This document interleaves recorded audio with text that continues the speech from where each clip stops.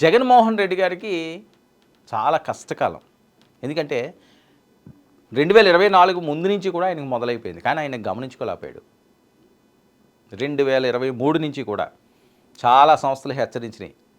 మరి వాళ్ళు సొంత మనుషులు, వాళ్ళ ఫాలోవర్సు, వాళ్ళకి సర్వేలు అందించి వీళ్ళు ఏం చెప్పారో తెలియదు. కానీ ప్రజల్లో అయితే పూర్తి వ్యతిరేకత వచ్చేసింది. అది ఆయనకు కూడా తెలుసుంటుందేమో.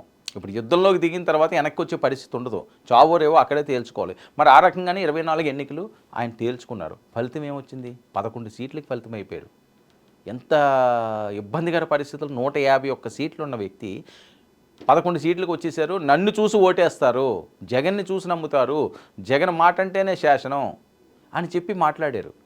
నేను ఎవరిని నుంచో పెడితే ఆడికి వెళ్ళాలి, నా ఫోటో పెట్టుకుని మీరు ముందుకు వెళ్ళండి అని చెప్పి కాన్ఫిడెంట్గా చెప్పిన ఆయన మరి అదే ఫోటోతోటి ఇంత దారుణంగా ఓడిపోయారంటే చాలా కష్టమైన సమయం ఆయనకి. సో ఇక్కడితో ఆగుతుందా? 5 సంవత్సరాలు భరించాలి. అయ్యింది ఏడాదే.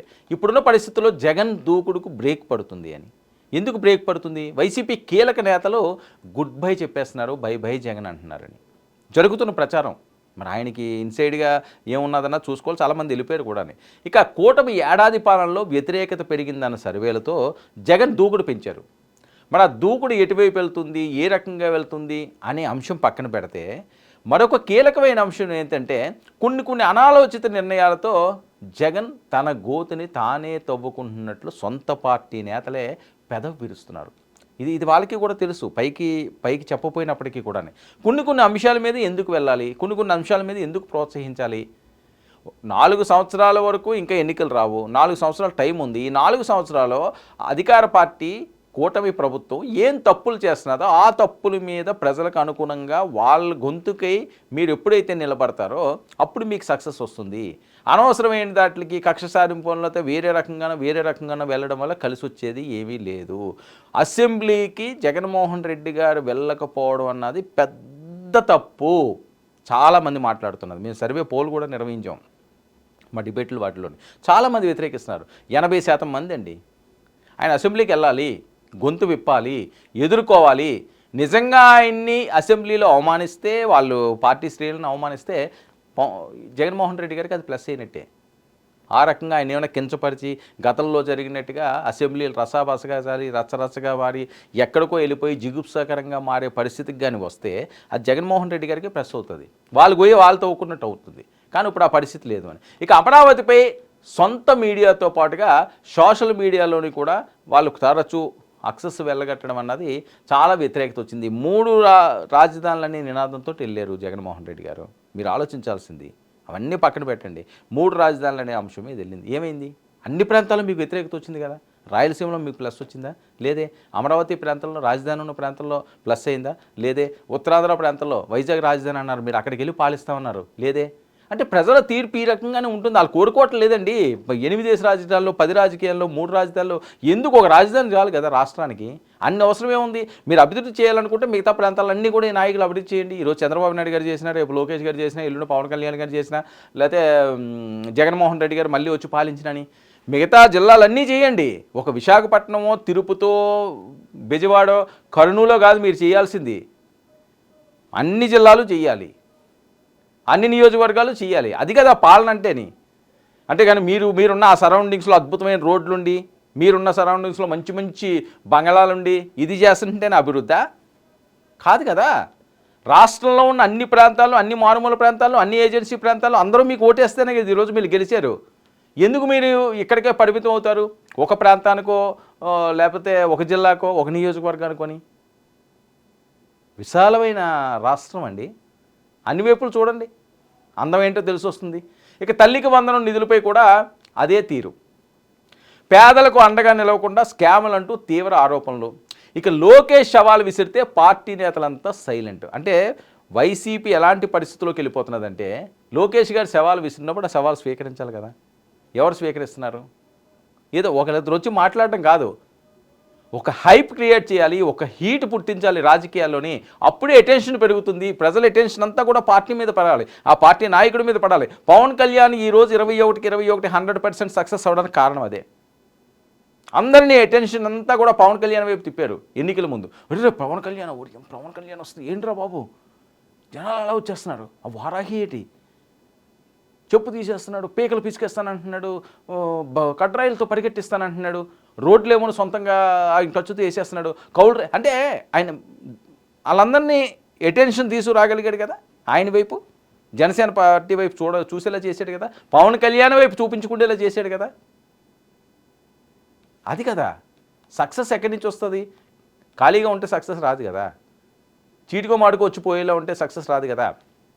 రాజకీయ నాయకుడు అన్నవాడు ఎవరైనా సరే నిత్యం ప్రజల్లో ఉంటేనే సక్సెస్. ఒక ఉద్యోగస్తుడండి రోజు ఆఫీస్కి వెళ్తేనే అడిగి జీతం, నేను అప్పుడప్పుడు వెళ్తానంటే జీతం ఇస్తారా? ఇది అంతే.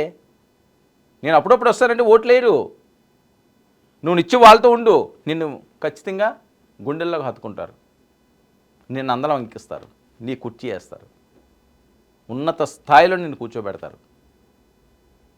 నువ్వు స్ట్రైట్ ఫార్వర్డ్గా నువ్వు ఒక ఆఫీస్లో జాయిన్ అయ్యావు, నువ్వు చక్కగా ఉద్యోగం చేయి, టైం టు టైం వెళ్ళు, డిసిప్లిన్ మెయింటైన్ చేయి, చురుగ్గా పని చేయి, నీకు ఆటోమేటిక్గా ప్రమోషన్లు వస్తాయి. నువ్వు ఎవరిని అడుక్కోని అవసరం లేదు. మంచి కంపెనీ అయితే ఎవరిని అడుక్కోని అవసరం లేదు, నువ్వు నీ పనితీరే నేను పైకి లేపుతుంది. రాజకీయ నాయకుడు కూడా అంతే. నేను అప్పుడప్పుడు వస్తాను హడావిడి చేస్తాను అంటే లాంగ్ రన్ నిలబడదు. ఎవరికైనా సరే ఉద్యోగస్తుడు కావనియండి, ఇంకోటి కావనియండి, ప్రతిరోజు నువ్వు పోరాడాలి, ప్రతిరోజు నిత్యం నువ్వు ప్రజల్లో ఉండాలి, ప్రతిరోజు నీ వాయిస్ వినిపించాలి. ఇప్పుడు లైక్ మా ఉద్యోగాలు ఉన్నాయి, మాదేంటి ప్రతిరోజు ఉంటుంది. మాకు పండగలు ఉండవు, వేరే ఉండవు, ఏవో ఎమర్జెన్సీ అయితే తప్ప 365 రోజులు మేము స్క్రీన్ మీద ఉంటాం. ఎందుకంటే మా విధి నిర్వహణ అది. ఇది ఉంటేనే మాకు సక్సెస్. ఒక స్థాయికి ఎదగాలి అంటే ఆ రకంగా కష్టపడి వస్తేనే ఈ స్థాయి వస్తుంది, ఈ స్క్రీన్ మీద మాట్లాడే అవకాశం వస్తుంది. ఎంతమందికి వస్తుంది ఈ ఛాన్స్? చాలామంది ఉంటారే, కానీ కొంతమందికి ఎందుకు దక్కుతుంది? పడ్డ కష్టం, నిబద్ధత ఖచ్చితంగా చూపిస్తుంది అది దారి.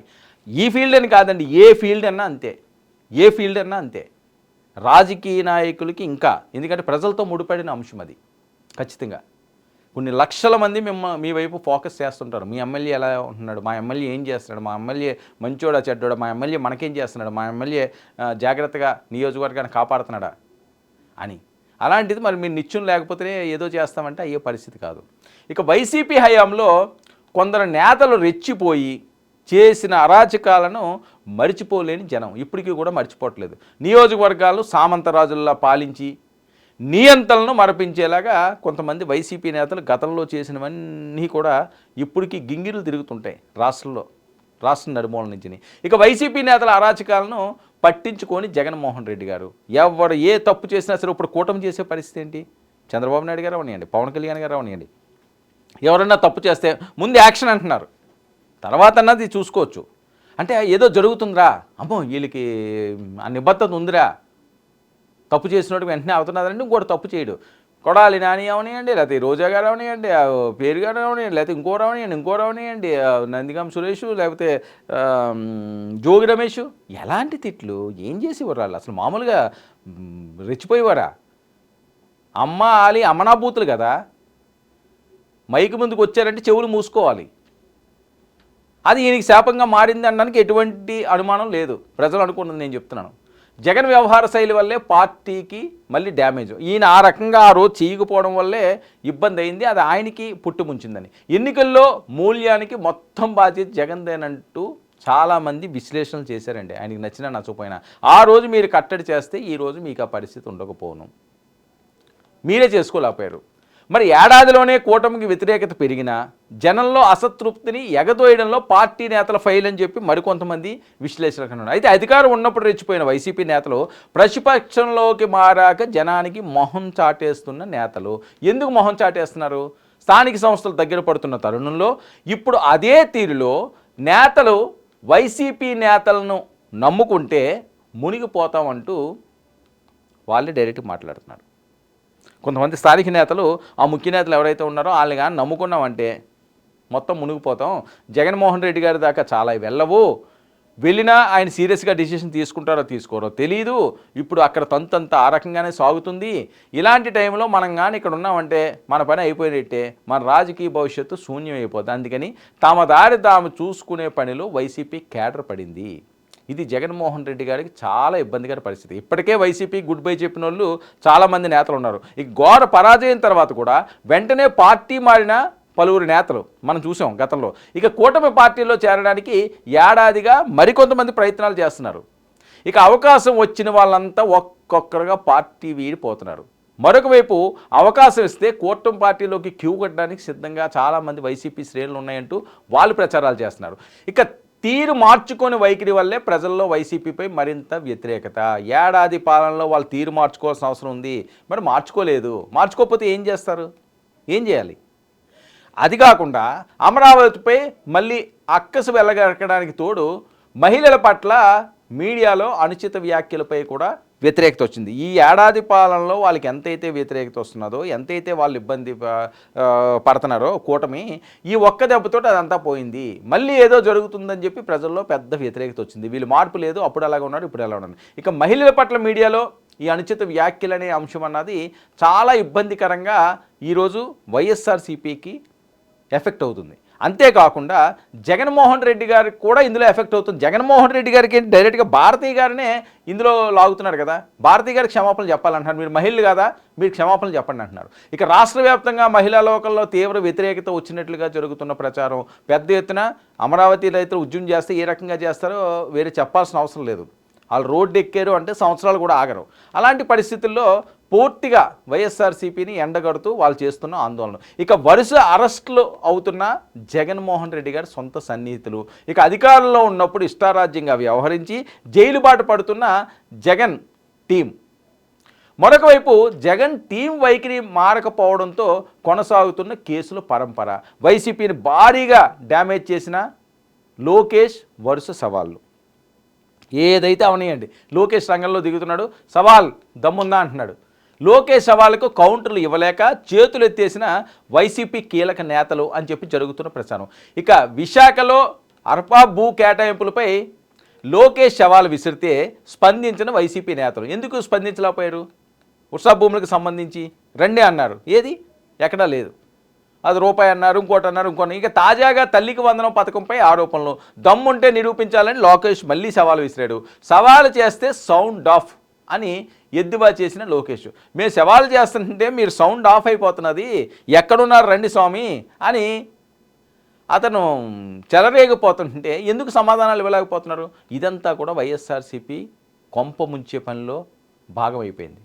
లోకేష్ సవాల్పై జగన్మోహన్ రెడ్డి గారితో సహా పార్టీ నేతలు ఎవ్వరూ కూడా నోరు మెదపకపోవడంతో వైసీపీ శ్రేణులకు బిగ్ షాక్ జరుగుతుంది. ఇక తదుపరి చర్యలకు సిద్ధంగా ఉండాలని మరోసారి లోకేష్ వార్నింగు. ఆయన ఏమంటున్నాడు? అక్కడితో ఆగలేదు, ఇంక నెక్స్ట్ రెడీగా ఉండండి, ఎవరిని ఉపేక్షించేది లేదంటున్నాడు. మరొక వైపు జగన్ ఏకపక్ష నిర్ణయాలతో తీవ్రంగా వైసీపీ నష్టపోతుంది, పార్టీ నష్టపోతుంది, ఇప్పటికైనా ఆయన కళ్ళు తెరవాలని చెప్పి కొంతమంది ఆయన అంటే బాగా అభిమానించే వాళ్ళు కోరుకుంటున్నారు. వైసీపీ పాలనలో కొందరు నేతలు చేసిన అరాచకాలు, ప్రజాభిప్రాయానికి భిన్నంగా జగన్ ఏకపక్ష నిర్ణయాలతో భారీ మూల్యం చెల్లించుకుంటున్న వైసీపీ.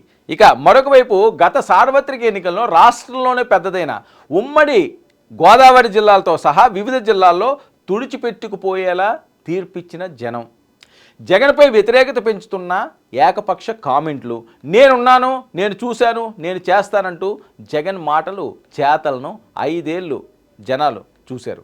అయితే తర్వాత ఏడాది ఏం చేశారు? ఒక్కసారిగా తీర్పిచ్చారు, ఒక్క గుద్దు గుద్దారు. ఇక ఎన్నికల ఫలితాలను గుణపాఠంగా తీసుకోకుండా, ప్రజాభిప్రాయానికి మెజారిటీ నేతల అభిప్రాయాలను ఏమాత్రం పరిగణలోకి తీసుకోకుండా పాత ధోరణిలోనే ముందుకెళ్ళిపోతున్నారు జగన్మోహన్ రెడ్డి గారు అని చెప్పి వాళ్ళు లబోదిబోం అంటున్నారు. అయినా ఇవేవి కూడా ఆయన వరకు వెళ్ళట్లేదని, ఎన్నికల్లో ప్రజా వ్యతిరేకత చూసైనా జగన్మోహన్ రెడ్డి మారలేదంటూ వాళ్ళ సొంత సన్నిహితులే ఆవేదన వ్యక్తం చేస్తున్నారని వస్తున్న వార్తలు.